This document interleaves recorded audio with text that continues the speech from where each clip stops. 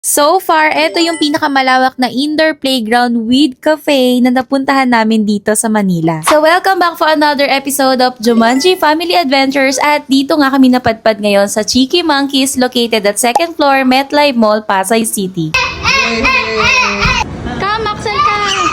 Ay, grabe! For sure nga na mas mag-enjoy yung mga kids kasi tingnan nyo naman na talagang life size o ang lalaki ng mga clubhouse nila. At nag-offer nga rin sila ng mga indoor team birthday parties at etong 2 room nga ang naabutan namin na nakaset up for 7th birthday. Meron na ring toilet with sleepers sa loob kaya hindi na kailangan magtanggal ng socks at lumabas pag kailangan. Malawak yung indoor cafe nila, maraming tables and chairs kaya tsak na hindi kayo mag-uubusan kapag group kayong pumunta. Mga 11:30 nga pala kami pumunta dito at kita nyo naman na halos na solo namin yung buong play area at yung cafe. At may mga unique climbing structures din kagaya nitong giant net bato na hindi ko pa nakikita sa ibang indoor playground. Susubukan ko na nga sanang pumasok sa loob kaso nga lang umatras yung anak ko kaya nahiya na rin akong ituloy.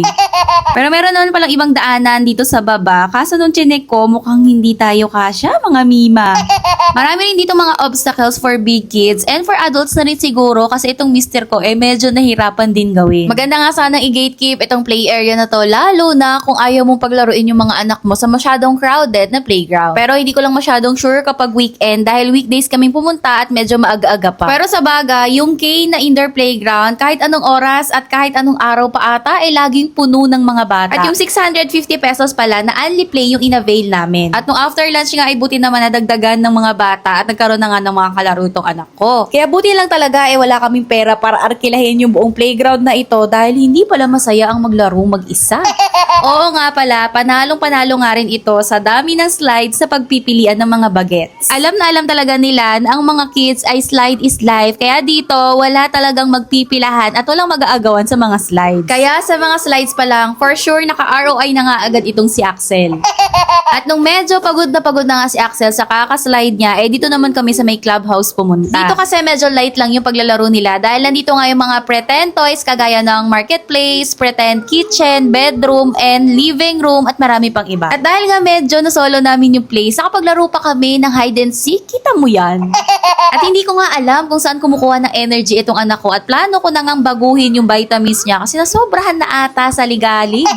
At kahit nga ilang oras na ang nakalipas, parang hindi talaga siya napapagod. Kaya naman buti, 2 kami ni Mister na pumasok kaya halinhinan kami kay Axel. Kaya buti na lang sa baba lang nito, nandito na nga yung cafe area nila. Ito pala yung mga menu and prices nila dito. At marami silang mga snacks and sweets kagaya ng lollipop, Kinder Joy at mga ice cream na talagang paglulungpasaya ng mga bagets pag nakita nila.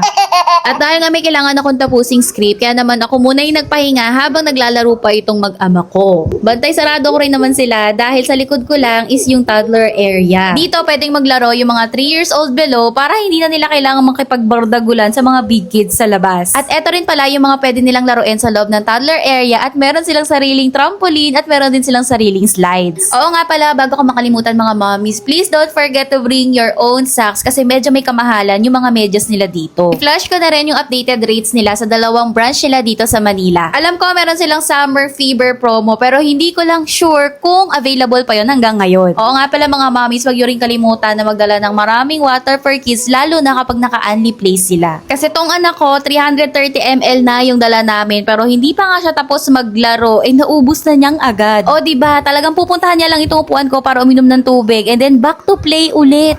So far, sulit yung bayad namin at nag-enjoy talaga kami sa aming family day and for sure na babalik ulit kami dito.